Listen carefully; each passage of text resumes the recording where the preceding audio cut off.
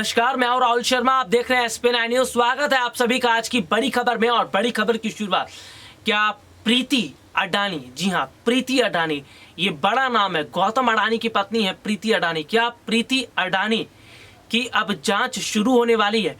और क्या प्रीति अडानी से जुड़े अब कई और सच सामने आएंगे? जी हां, अभी तक केवल चर्चा गौतम अडानी को लेकर हो रही थी, क्योंकि अडानी ग्रुप के मालिक गौतम अडानी है। लेकिन अब चर्चा प्रीति अडानी को लेकर हो रही है। कौन है प्रीति अडानी और किस तरीके से गौतम अडानी के साथ जुड़ी हुई है?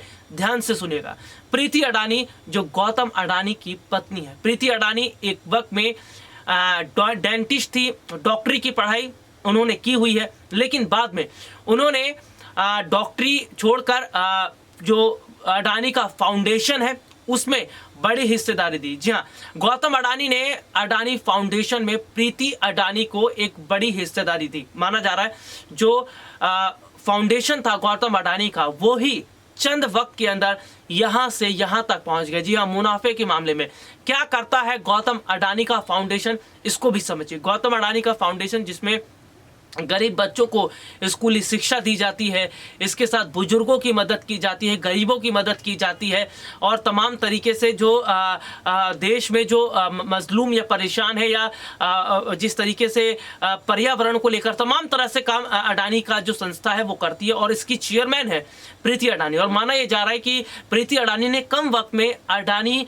का जो ये पूरी तरीके से संस्था थी इसको बहुत ऊंचे स्तर पर पहुंचा दिया, और इसकी चर्चा विदेशों तक होती रही है।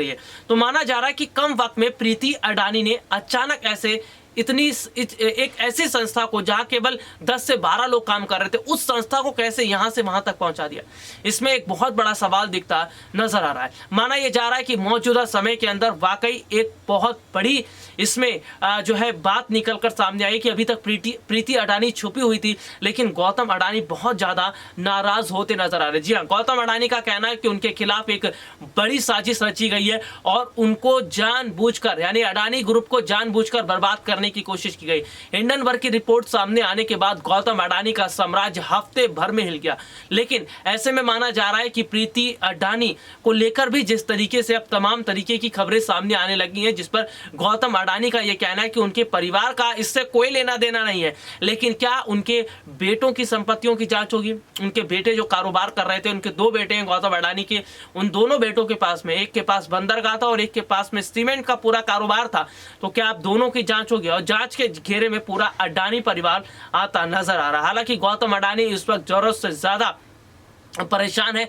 परेशान हो भी क्यों ना, क्योंकि लगातार अडानी को अरबों खरबों रुपए का नुकसान वो जो है हफ्ते भर के अंदर हो गया। और लगातार अडानी के शेयर जिस तरीके से गिरते चले जा रहे हैं, हिंडनबर्ग की रिपोर्ट के बाद गौतम अडानी के शेयर को ना कोई खरीदना चाह रहा, ना ही जो है बेच पा रहा है। और अडानी के जो कंपनीज बाहर चल रही थी विदेशों में, उसको लीगल कर दिया गया है। उनके शेयर की वैल्यू बाहर दिखती नजर नहीं आ रही है। तो जिस तरीके से मौजूदा समय के अंदर एक बहुत बड़ा जो है मोड़ गौतम अडानी की जिंदगी में आया। जी हाँ, ये वही गौतम अडानी है जिन्होंने कोरोना के वक्त में जिस तरीके से कंपनी को बड़ा प्रॉफिट पहुंचाया। उस वक्त पूरा देश जब लॉकडाउन में था, पूरा देश जब ताले लग गया था, उस वक्त गौतम अडानी की कंपनियां मुनाफा कमा रही थी। तो खबर सामने आती है कि हिंडनबर्ग जो रिपोर्ट जिसने जारी की, उसने कहा कि अकाउंटिंग में बड़ा हेरफेर किया है गौतम अडानी की कंपनी ने, बैलेंस शीट में बहुत बड़ा हेरफेर किया है।